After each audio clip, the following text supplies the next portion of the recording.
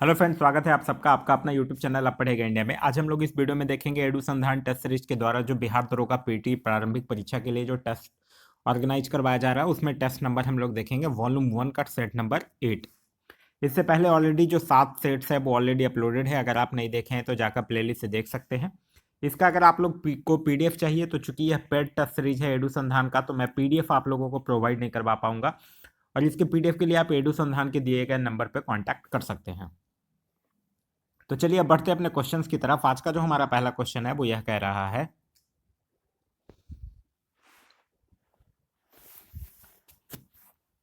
कि हाल ही में सुनील छेत्री ने संन्यास की घोषणा की है, उनका संबंध जो है वो किस खेल से है। तो सुनील छेत्री का संबंध जो है वो फुटबॉल से है। तो इस क्वेश्चन का जो सही आंसर होगा वो होगा ऑप्शन नंबर बी, यानी कि फुटबॉल से है।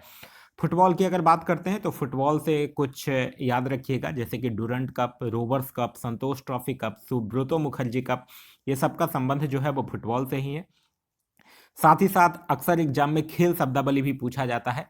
तो striker, centre, penalty kick, tie breaker, free kick, ये सब जो है ये शब्दावली का संबंध जो है वो फुटबॉल से ही है। नेक्स्ट क्वेश्चन है question number second. Question number second कह रहा है कि नई कोशिकाओं का निर्माण पूर्व स्थित कोशिका यानी कि प्री एग्जिस्टिंग सेल से होने की बात जो है वो किसने बताई है। तो रुडोल्फ बीरचो ने 1855 में बताई थी। तो इस क्वेश्चन का जो सही आंसर होगा वो होगा ऑप्शन नंबर बी। आगे है कि जनजातीय सलाहकार परिषद के विषय में निम्नलिखित में से कौन सा कथन जो है वो सही नहीं है, यह आपको बताना है। संविधान की 6ठी अनुसूची में इसका उपबंध जो है वो दिया गया है, यही गलत है, क्योंकि संविधान की 5वीं अनुसूची में इसका उपबंध जो है वो दिया गया है। इस परिषद के 3/4 सदस्य जो है वो उस राज्य के विधानसभा में अनुसूचित जनजातियों के प्रतिनिधि होंगे, बिल्कुल सही है। यह परिषद जो है वो अनुसूचित जनजातियों के कल्याण एवं उत्थान के लिए सलाह देती है, यह भी सही है। और यह परिषद जो है वो 20 से अनधिक सदस्यों से मिलकर बनेगी, यह भी बिल्कुल सही है। तो यह 6ठी अनुसूची में नहीं बल्कि इसका जिक्र जो है वो 5वीं अनुसूची में है, तो ये गलत है। तो इस क्वेश्चन का सही आंसर होगा वो होगा ऑप्शन नंबर ए। नेक्स्ट क्वेश्चन है क्वेश्चन नंबर 4। क्वेश्चन नंबर 4 कह रहा है कि इनमें से कौन सी जनजाति मुख्यतः आखेट पर निर्भर करती है। मुख्यतः आखेट पर निर्भर करने वाली जो जनजाति है वो जनजाति है गोंड। ये जो गोंड जनजाति होती है ये मुख्यतः आखेट और मछली पर निर्भर करती है। साथ ही साथ यह जो है वो स्थानांतरित कृषि करते हैं और पशु बलि जो है वो इनकी महत्वपूर्ण प्रथा है। तो इस क्वेश्चन का जो सही आंसर होगा वो होगा ऑप्शन नंबर ए। नेक्स्ट क्वेश्चन है क्वेश्चन नंबर 5 कि 17वां इंडियन प्रीमियर लीग 2024 का खिताब किसने जीता था। तो आईपीएल का 17वां संस्करण था जो कि 2024 में हुआ था और कोलकाता नाइट राइडर्स जीता था सनराइजर्स हैदराबाद को हराकर। तो इस क्वेश्चन का जो सही आंसर होगा वो होगा ऑप्शन नंबर सी, यानी कि Kolkata night Riders. Kolkata night Riders इसको जीता था और किसको हराकर जीता था, तो सनराइजर्स हैदराबाद को हराकर जीता था। वहीं अगर आपसे पूछ ले कि आईपीएल में 2024 आईपीएल में ऑरेंज कप किनको मिला था, तो ऑरेंज कप विराट कोहली को मिला था और पर्पल कप की अगर बात कीजिएगा तो वो हर्षल पटेल को मिला था। नेक्स्ट क्वेश्चन है क्वेश्चन नंबर 6। क्वेश्चन नंबर 6 कह रहा है कि विद्युत क्षेत्र रेखाएं निम्नलिखित में से किस नियम का पालन करती है, यह आपको बताना है। तो विद्युत क्षेत्र रेखाएं जो है वो पहला कह रहा है कि क्षेत्र रेखाएं जो है वो ऋणा बेस से आरंभ होकर धना बेस पर समाप्त होती है, ये बिल्कुल गलत है। क्योंकि आप लोग पढ़े होंगे कि क्षेत्र रेखाएं जो है वो ऋणा बेस से आरंभ होकर धना बेस पर समाप्त होती है। यदि आवेश एकल है तो ये अनंत से आरंभ अथवा अनंत पर ही समाप्त भी हो सकती है, तो ये तो गलत है। फिर है कि क्षेत्र रेखाएं समानांतर होती है तथा कहीं नहीं टूटती है, ये भी गलत है। क्योंकि किसी आवेश मुक्त क्षेत्र में क्षेत्र रेखाएं को ऐसे संतत वृत्त माना जाता है जो कभी नहीं टूटते हैं। और फिर कह रहा है कि दो क्षेत्र रेखाएं एक दूसरे को लंबवत काटते हैं, यह भी गलत है। दो क्षेत्र रेखाएं एक दूसरे को कदापि नहीं काटते हैं, तो यह भी गलत है। अस्थिर वैद्युत क्षेत्र रेखाएं बंद लूप नहीं बनाती है, यह सही है। तो इस क्वेश्चन का जो सही आंसर होगा वो होगा option number D. Next question कह रहा है कि एम्पायर खेल, तो उसी तरह से क्या हो जाएगा, उसी तरह से हो जाएगा मध्यस्थ वाद विवाद। क्योंकि एम्पायर जैसे सुनिश्चित करता है कि खेल नियमानुसार खेला जा रहा है कि नहीं, उसी प्रकार जो मध्यस्थ होता है वो वाद विवाद में यह सुनिश्चित करता है कि सभी को बोलने का अवसर मिल रहा है कि नहीं। तो इस क्वेश्चन का जो सही आंसर होगा वो होगा option number B. Next question है क्वेश्चन नंबर 8। क्वेश्चन नंबर 8 कह रहा है कि the god of small things पुस्तक के लेखक कौन है। तो the god of small things पुस्तक के लेखक है अरुंधति रॉय। तो इस क्वेश्चन का जो सही आंसर होगा वो होगा ऑप्शन नंबर डी, यानी कि अरुंधति रॉय।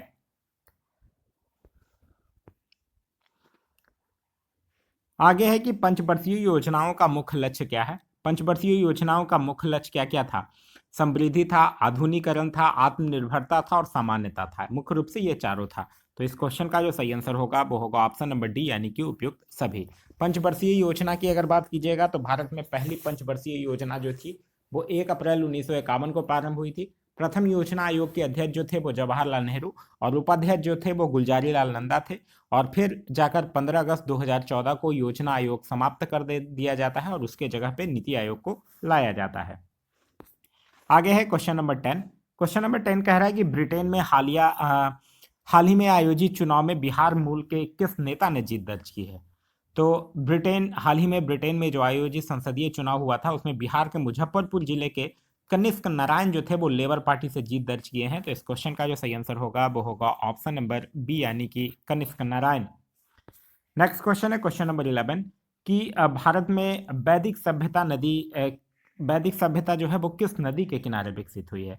भारत में वैदिक सभ्यता जो है वो सरस्वती नदी के किनारे विकसित हुई है। तो इस क्वेश्चन का सही आंसर होगा वो होगा ऑप्शन नंबर बी, यानी सरस्वती नदी के किनारे। साथ ही साथ ध्यान रखिएगा, ऋग्वेद में उल्लेखित नदियों में सरस्वती जो है वो सबसे पवित्र नदी मानी जाती थी। नेक्स्ट क्वेश्चन है क्वेश्चन नंबर 12। क्वेश्चन नंबर 12 कह रहा है कि कैल्शियम बाइकार्बोनेट के एक अणु में ऑक्सीजन परमाणुओं की संख्या जो है वो कितनी होती है? कैल्शियम बाइकार्बोनेट की अगर बात कीजिएगा तो कैल्शियम बाइकार्बोनेट का सूत्र क्या होता है? CaHCO3 का होल 2 होता है। अब देख लीजिए, इसमें कैल्शियम का अगर पूछेगा तो कितना हो जाएगा? कैल्शियम का 1 हो जाएगा। हाइड्रोजन का पूछेगा तो कितना हो जाएगा? 2 हो जाएगा। कार्बन का पूछेगा तो कितना हो जाएगा? 2 हो जाएगा। और ऑक्सीजन का पूछेगा तो कितना हो जाएगा? 6 अणु हो जाएगा। यहाँ आपसे ऑक्सीजन का पूछ रहा है तो इस क्वेश्चन का जो सही आंसर होगा वो होगा ऑप्शन नंबर डी, यानी कि 6। आगे है कि भारत में पंचायती राज व्यवस्था को संवैधानिक दर्जा विभिन्न समितियों की सिफारिशों के आधार पर दिया गया।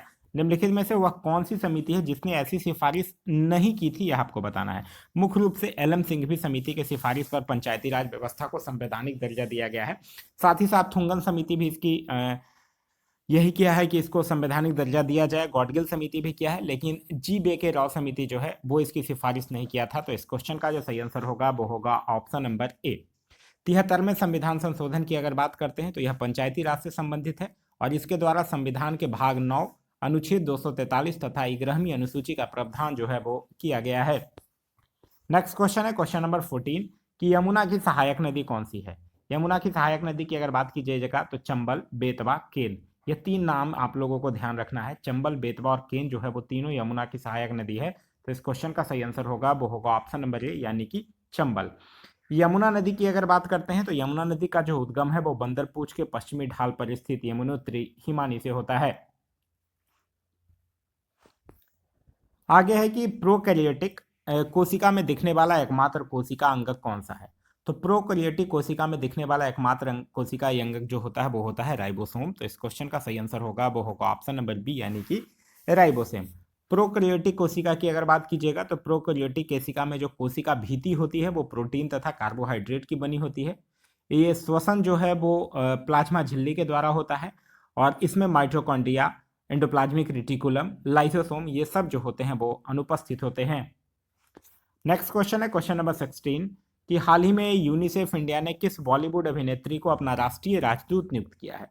तो यूनिसेफ इंडिया जो है वो करीना कपूर खान को अपना राष्ट्रीय राजदूत नियुक्त किया है। तो इस क्वेश्चन का सही आंसर होगा वो होगा ऑप्शन नंबर बी, यानी कि करीना कपूर खान। यूनिसेफ की अगर बात करते हैं तो इसका फुल फॉर्म होता है यूनाइटेड नेशन चिल्ड्रंस फंड। इसकी स्थापना हुई थी 1946 में। वर्तमान में इसके सदस्यों की संख्या है 190 और इसका मुख्यालय जो है वो न्यूयॉर्क में स्थित है। आगे है कि अंतर्राष्ट्रीय न्यायालय की स्थापना कब हुई थी? अंतर्राष्ट्रीय न्यायालय की स्थापना हुई थी 3 अप्रैल 1946 को। तो इस क्वेश्चन का सही आंसर होगा वो होगा ऑप्शन नंबर ए, 1946 को। और अगर पूछे कि इसका मुख्यालय कहाँ है तो इसका मुख्यालय द हेग, नीदरलैंड में स्थित है और इसमें न्यायाधीशों की संख्या जो होती है वो 15 होती है। आगे है कि भारत में गरीबी रेखा का आकलन करने के लिए आवधिक नमूना सर्वेक्षण जो है वो कौन करता है? तो भारत में गरीबी रेखा का आकलन करने के लिए आवधिक नमूना सर्वेक्षण जो है वो राष्ट्रीय नमूना सर्वेक्षण संगठन के द्वारा किया जाता है। तो इस क्वेश्चन का जो सही आंसर होगा वो होगा ऑप्शन नंबर बी। देखिए, राष्ट्रीय नमूना सर्वेक्षण जो है यानी कि NSSO, इसकी स्थापना जो हुई थी वो कब हुई थी? 1950 में हुआ था। ठीक है। 2019 तक एनएसएसओ जो है वो भारत सरकार के सांख्यिकी मंत्रालय के अधीन में काम करता था। फिर 2019 में भारत सरकार जो क्या किया, भारत सरकार जो था वो एनएसएसओ और सीएसओ जो केंद्रीय सांख्यिकी कार्यालय है, इसके साथ विलय करके एक एनएसओ यानी राष्ट्रीय सांख्यिकी कार्यालय बनाने का आदेश पारित कर देता है। और फिर यह एनएसओ का नेतृत्व जो है वो सांख्यिकी और कार्यक्रम कार्यान्वयन मंत्रालय के अंतर्गत किया जाता है। नेक्स्ट क्वेश्चन है क्वेश्चन नंबर 20।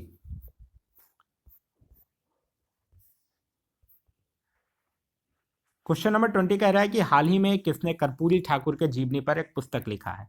कर्पूरी ठाकुर के जीवनी पर एक पुस्तक लिखा है आदित्य अनमोल के द्वारा, जिस पुस्तक का नाम है the Jan Nayak Karpoori Thakur the voice of voiceless.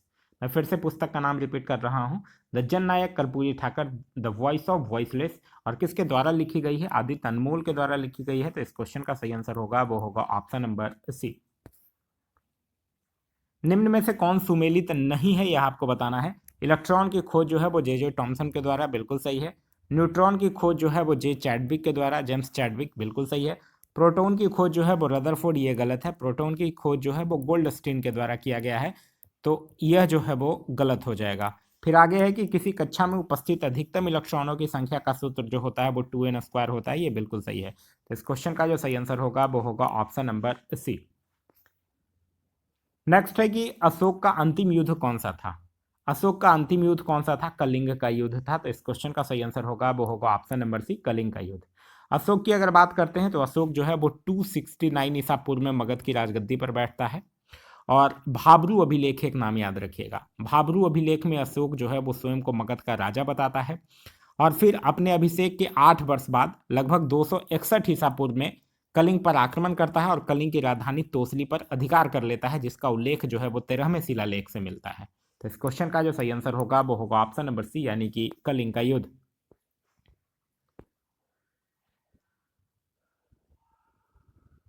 चलिए नेक्स्ट क्वेश्चन है क्वेश्चन नंबर 23 कि चालक अस्थिर वैद्युतिकी, मतलब कहने का मतलब है इलेक्ट्रोस्टैटिक्स। इलेक्ट्रोस्टैटिक्स से संबंधित कौन सा विकल्प जो है वो असत्य है, यह आपको बताना है।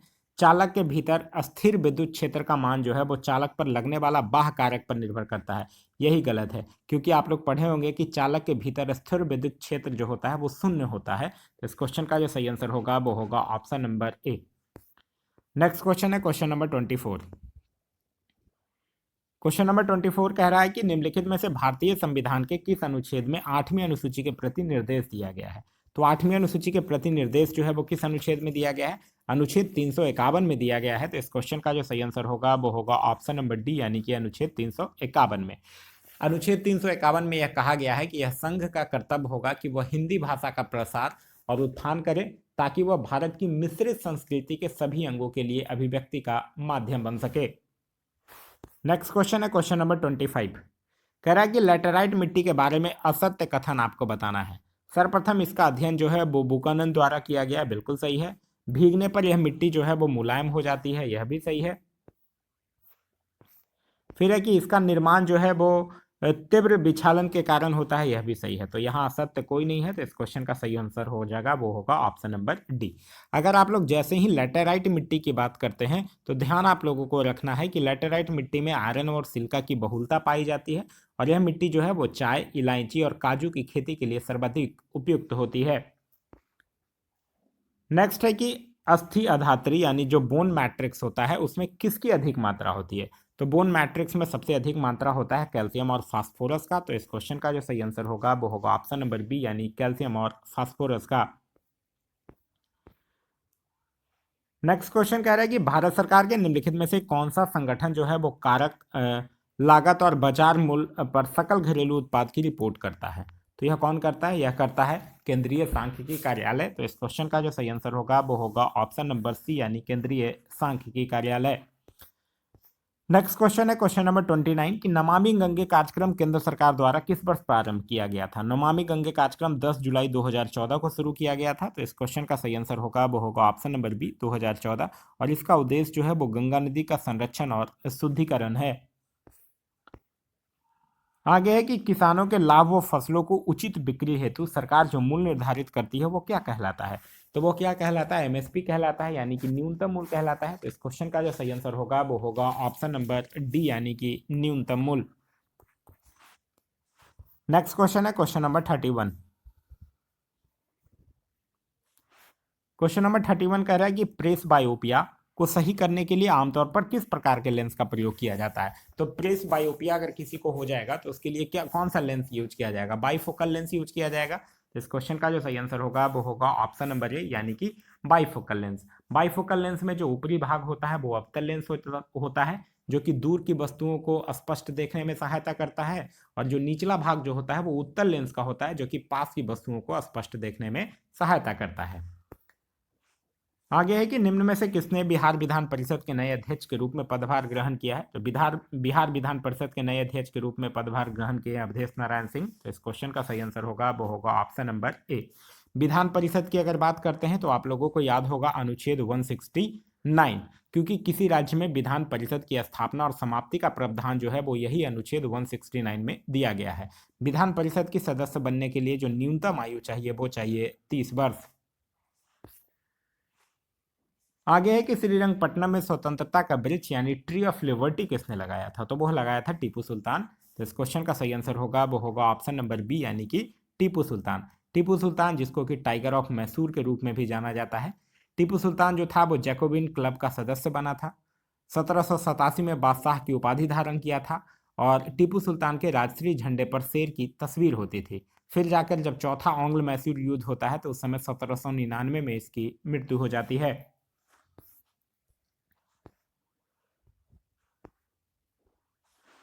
आगे है कि भारत के संघ लोक सेवा आयोग के विषय में निम्नलिखित में से कौन सा कथन सही है, यह आपको बताना है।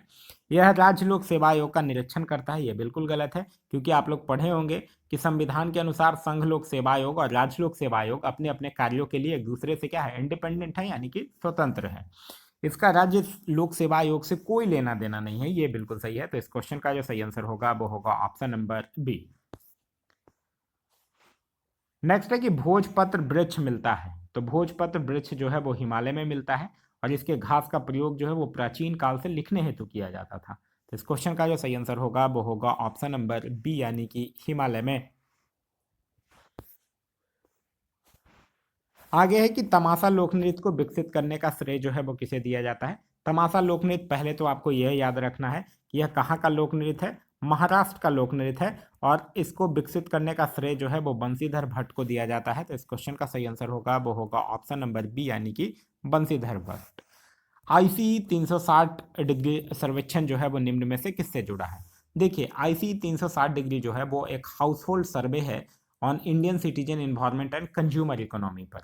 तो यह जो है वो किससे जुड़ा हुआ है, यह जुड़ा हुआ है आर्थिक और सामाजिक कल्याण के माप से संबंधित है। तो इस क्वेश्चन का सही आंसर होगा वो होगा ऑप्शन नंबर ए।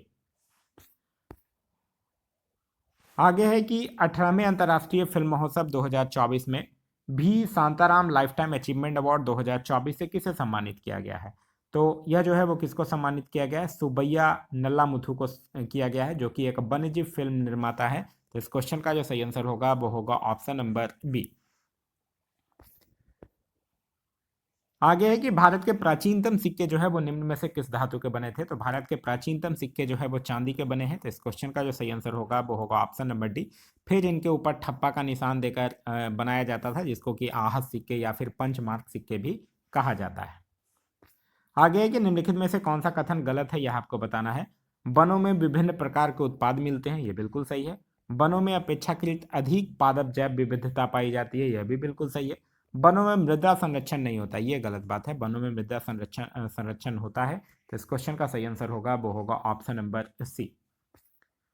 आगे है कि ओम्बड्समैन संस्था का गठन करने वाला सर्वप्रथम देश कौन है। तो ओम्बड्समैन संस्था का गठन करने वाला जो सबसे पहला हुआ था वो कहाँ हुआ था, स्वीडन में हुआ था। और कब अगर आपसे पूछते तब 1809 में हुआ था। भारत की अगर बात कीजिएगा तो भारत में ओम्बड्समैन को लोकपाल या फिर लोकायुक्त के नाम से जाना जाता है, और भारत में लोकपाल की स्थापना जो है वो 16 जनवरी 2014 को हुई थी।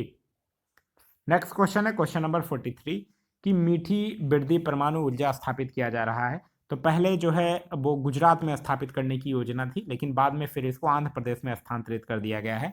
तो इस क्वेश्चन का जो सही आंसर होगा वो होगा ऑप्शन नंबर डी, इनमें से कोई नहीं। अब इसको स्थापित करने का जो फैसला है वो आंध्र प्रदेश में कर दिया गया है। और यह जो है वो किसके सहयोग से लग रहा है? अमेरिका के सहयोग से लग रहा है। और इसकी क्षमता जो है वो लगभग 6000 मेगावाट होगा। आगे है कि जनगणना 2011 के अनुसार भारत के निम्नलिखित में से किस जिले में साक्षरता दर जो है वो सबसे अधिक है? देखिए यहाँ आपसे पूछ रहा है कि किस जिले में साक्षरता दर सबसे अधिक है। तो सबसे अधिक जो है वो किस जिले में है साक्षरता दर? वो एक मिजोरम का जिला है जिसका नाम है सेरचिप। तो इस क्वेश्चन का सही आंसर होगा वो होगा ऑप्शन नंबर डी। सेरचिप जिला जो मिजोरम का जिला है उसमें सबसे अधिक साक्षरता दर है।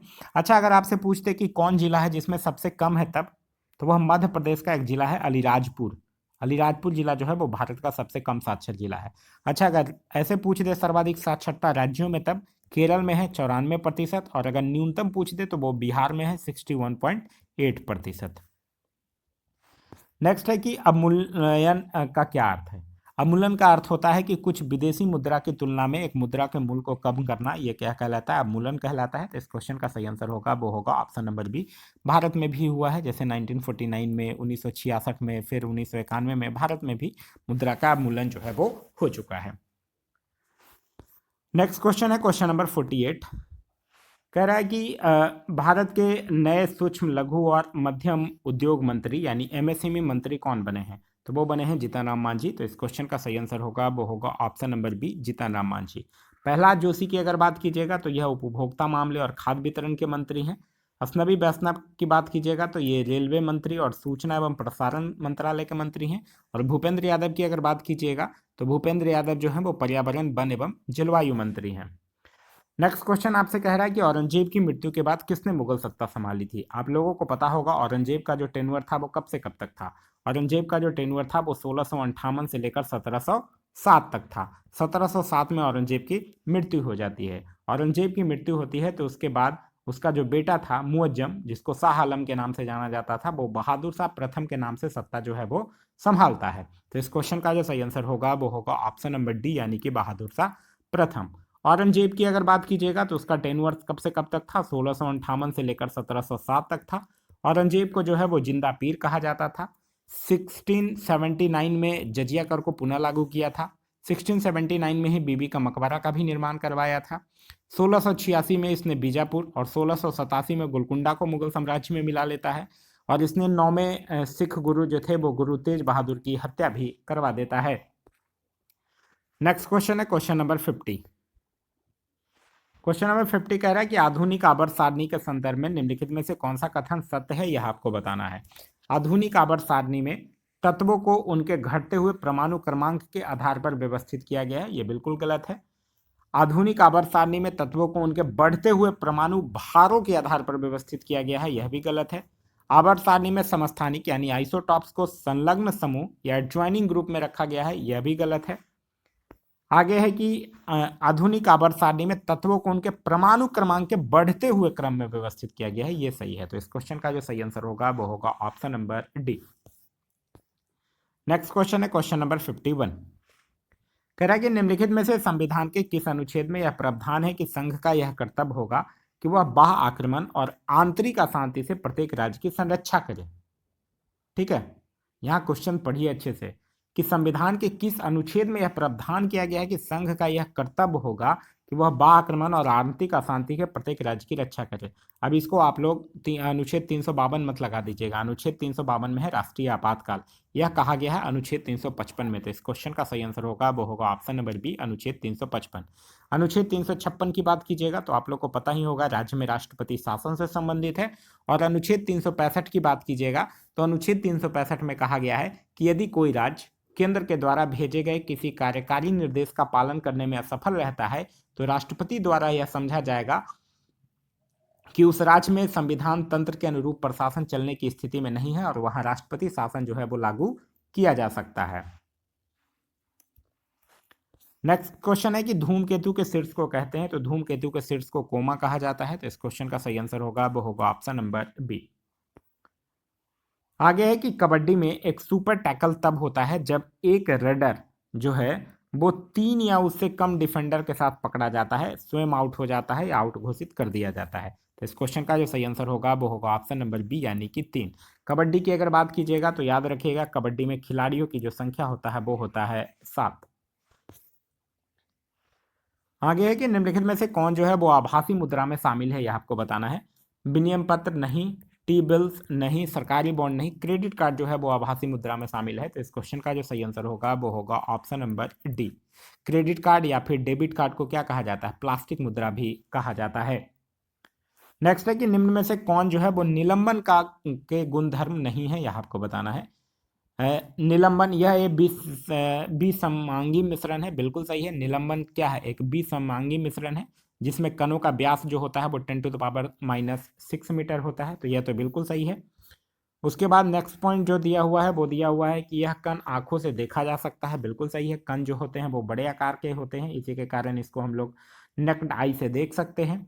छानन विधि के द्वारा इन कणों को मिश्रण से पृथक किया जा सकता है, यह भी बिल्कुल सही है। यह टिंडल प्रभाव को प्रदर्शित करता है, ये गलत है, क्योंकि जो निलंबन होता है वो टिंडल प्रभाव को प्रदर्शित नहीं करता है। तो इस क्वेश्चन का जो सही आंसर होगा वो होगा ऑप्शन नंबर डी, यह टिंडल प्रभाव को प्रदर्शित नहीं करता है। नेक्स्ट क्वेश्चन है क्वेश्चन नंबर 56 कि भारतीय दूरसंचार नियामक प्राधिकरण के नए सचिव के रूप में किसे नियुक्त किया गया है? ट्राई, जिसका फुल फॉर्म क्या होता है? Telecom regulatory authority of India, जिसकी स्थापना जो है वो 1997 में किया गया था। मुख्यालय जो है वो नई दिल्ली में है और इनके अध्यक्ष हैं अनिल कुमार लोहाटी। यहाँ आपसे पूछ रहा है सचिव कौन है, तो सचिव है अतुल कुमार चौधरी। तो इस क्वेश्चन का जो सही आंसर होगा वो होगा ऑप्शन नंबर सी। आगे है कि निम्न में से किसने इलाहाबाद से 1857 की क्रांति का नेतृत्व किया था? लियाकत अली, हाँ तो बिल्कुल इलाहाबाद से इन्होंने ही किया था। तो इस क्वेश्चन का सही आंसर होगा वो होगा ऑप्शन नंबर ए। अजीमुल्ला की अगर बात करते हैं तो याद रखिएगा इन्होंने कहाँ से किया था? फतेहपुर से किया था। तात्या टोपे ये कानपुर से किए थे नाना साहेब के बाद, और नाना साहेब भी कहाँ से किए थे? कानपुर से ही किए थे। ठीक है, चलिए नेक्स्ट क्वेश्चन है क्वेश्चन नंबर 58 कि जीवाणु, नीलहरी शैवाल तथा माइकोप्लाज्मा को किस जगत में वर्गीकृत किया गया है? तो ये सबको मोनेरा जगत में वर्गीकृत किया गया है। तो इस क्वेश्चन का सही आंसर होगा वो होगा option number C, monera kingdom. Lok Sabha अध्यक्ष के संदर्भ में निम्नलिखित में से कौन सा कथन सही है, यह आपको बताना है। इसका अध्यक्ष जो है वो मनोनीत किया जाता है, नहीं, मनोनीत नहीं किया जाता है। इसका अध्यक्ष निर्वाचित किया जाता है, यह भी नहीं। इसका अध्यक्ष नियुक्त किया जाता है, यह भी नहीं। इसका अध्यक्ष चयनित किया जाता है, ये बिल्कुल सही है, क्योंकि आप लोग पढ़े होंगे एक अनुच्छेद 93। अनुच्छेद 93 यह कहता है कि लोकसभा अपने सदस्यों में से ही 2 सदस्य को, एक को अध्यक्ष और दूसरे को उपाध्यक्ष जो है वो बना लेगी। जैसे ही जब जब अध्यक्ष या उपाध्यक्ष का पद रिक्त होगा तब तक लोकसभा जो है वो किसी अन्य सदस्य को अध्यक्ष या उपाध्यक्ष जो है वो चुनते रहेगा। तो इस क्वेश्चन का जो सही आंसर होगा वो होगा option number D. Next question है क्वेश्चन नंबर 61 कि युवा बलित पर्वत है। तो देखिए एंडीज हो गया, ऑल्पस हो गया, हिमालय हो गया, ये सब युवा बलित पर्वत है। तो इस क्वेश्चन का जो सही आंसर होगा वो होगा ऑप्शन नंबर सी यानी कि एंडीज। और रहा ये यूराल, अरावली जो हो गया, ये सब प्राचीन बलित पर्वत है। क्लियर है। आगे है कि जम्मू कश्मीर का कौन सा लोक संगीत विवाह समारोह में गाया जाता है? तो वो कौन सा गाया जाता है? बाना बुन ही गाया जाता है। तो इस क्वेश्चन का सही आंसर होगा वो होगा option number B. Next question है क्वेश्चन नंबर 64। क्वेश्चन नंबर 64 कह रहा है कि सिडबी का मुख्यालय कहाँ है? सिडबी यानी कि small industry development bank of India, जिसकी स्थापना जो है वो 1990 में हुई थी और इसका मुख्यालय जो है वो कहाँ स्थित है? लखनऊ में स्थित है। तो इस क्वेश्चन का सही आंसर होगा वो होगा ऑप्शन नंबर सी यानी कि लखनऊ में स्थित है। आगे है कि प्रसार भारती और किस संस्थान ने दिल्ली रोबोट प्रतियोगिता डीडी रोबोकॉन इंडिया 2024 की मेजबानी की है? तो प्रसार भारती और आईआईटी दिल्ली के द्वारा यह किया गया है। तो इस क्वेश्चन का सही आंसर होगा वो होगा ऑप्शन नंबर डी यानी कि आईआईटी दिल्ली के द्वारा। नेक्स्ट है कि सैंडलर आयोग निम्न में से किससे संबंधित था? तो सैंडलर आयोग की अगर बात कीजिएगा तो यह किससे संबंधित था? शिक्षा से संबंधित था, जो कि 1904 के विश्वविद्यालय अधिनियम की निंदा भी किया था। तो इस क्वेश्चन का जो सही आंसर होगा वो होगा ऑप्शन नंबर सी यानी कि शिक्षा से संबंधित। आगे है कि राज्य सरकारों को कृषि आयकर कौन समूह निर्देशित करता है? तो राज्य सरकार को भारत के संविधान के अनुच्छेद 274 में इसका प्रावधान किया गया है कि राज्य सरकार को कृषि आयकर जो है वो भारत का संविधान समूह निर्देशित करता है। तो इस क्वेश्चन का जो सही आंसर होगा वो होगा ऑप्शन नंबर डी। नेक्स्ट है कि प्रकाश विकिरणों की प्रवृत्ति होती है। तो प्रकाश क्या होता है? तरंग और कण दोनों के सामान्य होता है। तो इस क्वेश्चन का जो सही आंसर होगा वो होगा ऑप्शन नंबर सी, तरंग एवं कण दोनों के सामान्य होता है।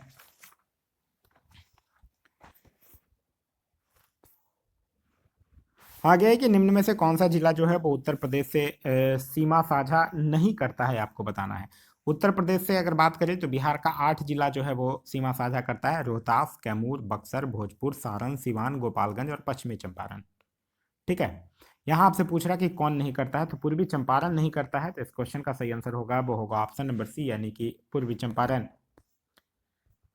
नेक्स्ट है कि सिंगापुर की राजधानी कहाँ है। सिंगापुर की राजधानी सिंगापुर ही है, तो इस क्वेश्चन का सही आंसर होगा वो होगा option number B, Singapore. Asthana की अगर बात कीजिएगा तो यह काजिकिस्तान की राजधानी है। उसके बाद अगर साना की अगर बात कीजिएगा तो यह जो है वो यमन की राजधानी है। और रियाद की अगर बात कीजिएगा तो ये साउथ अफ्रीका की सॉरी सऊदी अरब की राजधानी है। साउथ अफ्रीका गलती से बोला गया, सऊदी अरब की राजधानी है। नेक्स्ट क्वेश्चन है क्वेश्चन नंबर 71, सॉरी 72। कह रहा है कि नहीं, हाँ 72। कह रहा है कि निम्नलिखित में से कौन सा एकल प्रत्यक्ष कर है, यह आपको बताना है। उत्पाद शुल्क नहीं, उत्पाद शुल्क जो है वो सेवा कर अप्रत्यक्ष कर है। यहाँ आपसे प्रत्यक्ष पूछ रहा है तो नहीं होगा। सेवा कर भी जो है वो अप्रत्यक्ष कर है, नहीं होगा। सीमा शुल्क भी जो है वो अप्रत्यक्ष कर है, नहीं होगा। संपत्ति कर जो है वो एकल प्रत्यक्ष कर है, तो इस क्वेश्चन का जो सही आंसर होगा वो होगा ऑप्शन नंबर डी। आगे है कि हेमिस तसेचू महोत्सव किस राज्य या केंद्र शासित प्रदेश में मनाया जाता है, तो यह लद्दाख में मनाया जाता है, तो इस क्वेश्चन का सही आंसर होगा वो होगा ऑप्शन नंबर बी, यानी कि लद्दाख में मनाया जाता है। आगे है कि ब्राह्मणों पर भी जजिया लगाने वाला दिल्ली का सुल्तान कौन था, तो वो था फिरोज शाह तुगलक, तो इस क्वेश्चन का सही आंसर होगा वो होगा option number A, Firoz Shah Tughlaq.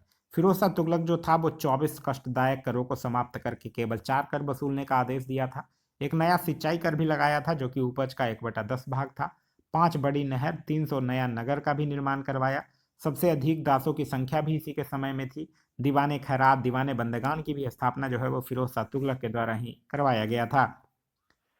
आगे है कि भारतीय संविधान में राज्य सूची में निम्नलिखित में से कौन सा एक शामिल नहीं है। राज्य सूची में कौन शामिल नहीं है, आपसे पूछ रहा है। पुलिस है राज्य सूची में, कानून और व्यवस्था भी है, कारागार भी है, दंड प्रक्रिया संहिता नहीं है। दंड प्रक्रिया संहिता की अगर बात कीजिएगा तो यह समवर्ती सूची में है, तो इस क्वेश्चन का सही आंसर होगा वो होगा ऑप्शन नंबर डी। राज्य सूची की अगर बात कीजिएगा तो राज्य सूची में मूलतः 66 विषय है, लेकिन अगर अभी की बात किया जाए तो अभी राज्य सूची में टोटल 61 विषय है।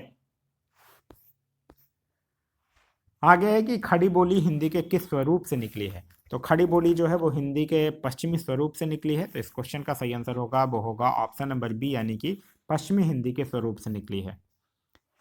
आगे है कि बार्क द्वारा अप्सरा परमाणु रिएक्टर का निर्माण कब किया गया था। बार्क जो कि ट्रॉम्बे मुंबई में स्थापित है, उसके द्वारा अप्सरा परमाणु रिएक्टर का निर्माण जो है वो 1956 में किया गया था, तो इस क्वेश्चन का सही आंसर होगा वो होगा ऑप्शन नंबर ए, यानी कि 1956। नेक्स्ट है कि निम्न में से कौन जो है वो अंतरा फसलीकरण यानी इंटरक्रॉपिंग का उदाहरण है। इंटरक्रॉपिंग देखिए, जो बाजरा प्लस लोबिया जो होता है, सोयाबीन तथा मक्का होता है, ये सब जो है वो क्या है, इंटरक्रॉपिंग फसल का उदाहरण है, तो इस क्वेश्चन का सही आंसर होगा वो होगा ऑप्शन नंबर डी। आगे है कि लक्ष्मीबाई राष्ट्रीय शारीरिक शिक्षा संस्थान जो है वो कहाँ स्थित है, तो यह मध्य प्रदेश के ग्वालियर में स्थित है, तो इस क्वेश्चन का सही आंसर होगा वो होगा option number D, Gwalior Madhya Pradesh में स्थित है। आगे है कि पहली बार भारत की किस महिला पायलट ने पीच ब्लैक सैन्य अभ्यास में हिस्सा लिया था। पीच ब्लैक एक्सरसाइज की अगर बात कीजिएगा तो आप लोगों को पता ही होगा कि पीच ब्लैक एक्सरसाइज जो है वो रॉयल ऑस्ट्रेलियन एयरफोर्स के द्वारा आयोजित एक द्विवार्षिक युद्ध अभ्यास है, जिसमें कि पहली बार किसी महिला पायलट ने लिया था, भावना कंठ ने लिया है, तो इस क्वेश्चन का सही आंसर होगा वो होगा ऑप्शन नंबर ए, यानी कि भावना कंठ। नेक्स्ट है कि किसके नियमानुसार किसी बंद लूप के चारों ओर विभव में परिवर्तन का बीज गणितीय योग जो है वो शून्य होता है। आप लोगों को याद आ रहा होगा किरचॉफ का दूसरा नियम। किरचॉफ ने 2 नियम दिए थे, एक संधि नियम, एक लूप नियम।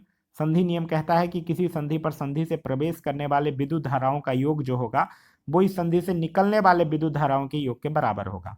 लूप नियम की अगर बात कीजिएगा तो वो कहता है कि प्रतिरोधकों तथा सेलों से सम्मिलित किसी बंद लूप के चारों ओर विभव में परिवर्तनों का बीज गणितीय योग जो है वो शून्य होगा, तो यही है। तो इस क्वेश्चन का जो सही आंसर होगा वो होगा ऑप्शन नंबर डी, यानी किरचॉफ का दूसरा नियम। यहाँ प्रथम नियम टिक कीजिएगा। आगे है कि 1420 ईस्वी में विजयनगर साम्राज्य में आने वाले इटली के यात्री का नाम क्या था। 1420 ईस्वी में विजयनगर में आया था निकोलो दी कॉन्टी, ठीक है, और किसके शासनकाल था, देवराव प्रथम के शासनकाल में आया था, तो इस क्वेश्चन का जो सही आंसर होगा वो होगा ऑप्शन नंबर बी। बारबोसा की अगर बात कीजिएगा तो यह कृष्णदेव राय के शासनकाल में आया था। अब्दुल रज्जाक की अगर बात कीजिएगा तो यह देवराय द्वितीय के शासनकाल में आया था। और डोमिनोज पायस जो था वो कृष्णदेव राय के शासनकाल में आया था।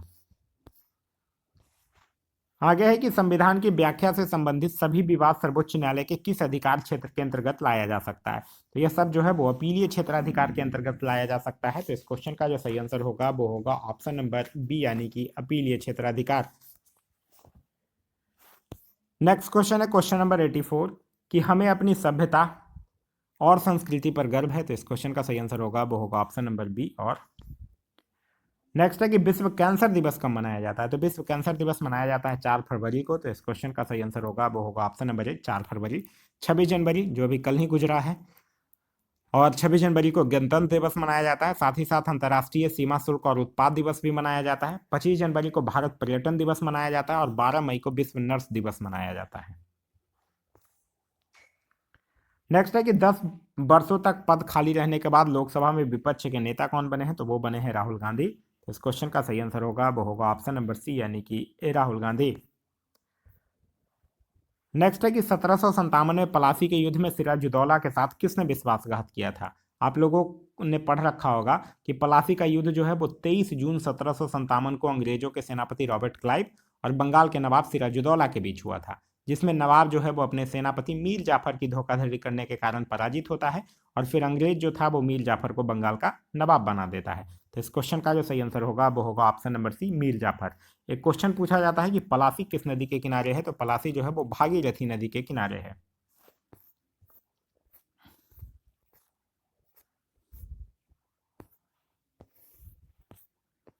चलिए नेक्स्ट क्वेश्चन है क्वेश्चन नंबर 89 कि लौंग जो है वो प्राप्त होता है।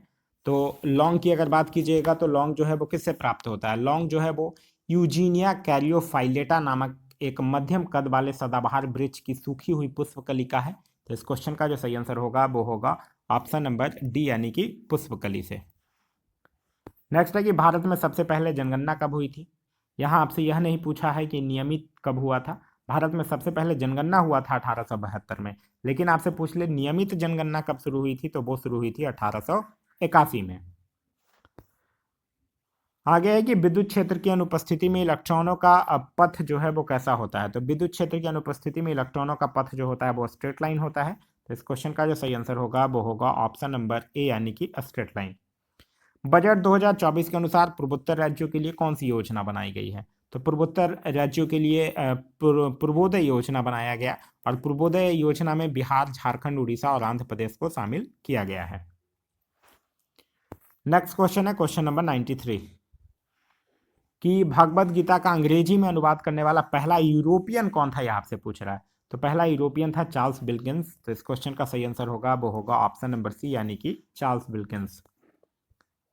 नेक्स्ट है कि राज्य के मुख्यमंत्री के संदर्भ में निम्नलिखित में से कौन सा कथन सही है, यह आपको बताना है।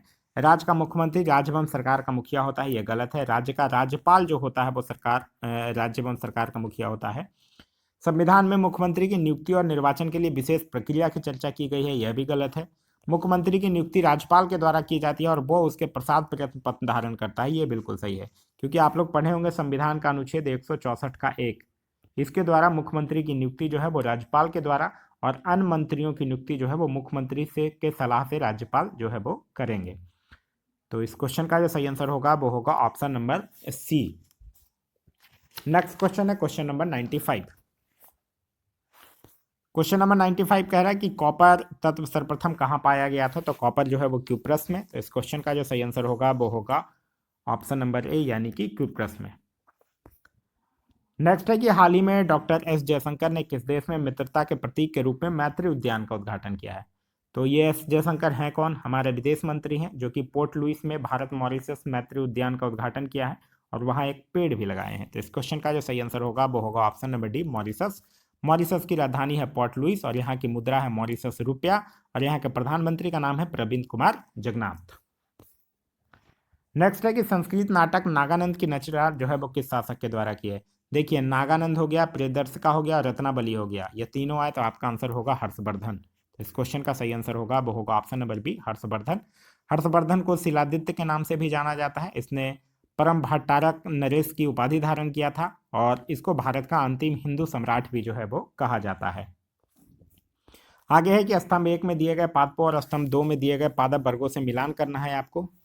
ठीक है, मिलान कीजिएगा तो क्लोमाइमेनॉस जो है वो शैवाल के साथ मैच करेगा, साइकस जो है वो जिम्नोस्पर्म के साथ मैच करेगा, सिलेंजलैंग जो है वो किसके साथ मैच करेगा, यह करेगा टेट्रियोफाइटा के साथ, और अस्फ्रेगनम जो है वो मॉस के साथ मैच करेगा। क्लियर है। चलिए नेक्स्ट क्वेश्चन है क्वेश्चन नंबर 99। यह इंग्लिश का क्वेश्चन है। यहाँ आर्टिकल बताना है आपको। TVF gave special award to actor Sunny Hinduja for his role in TVF aspirant, तो टू द होगा, तो इस क्वेश्चन का सही आंसर होगा वो होगा ऑप्शन नंबर सी। उसके बाद है निम्नलिखित को सुमेलित करना है।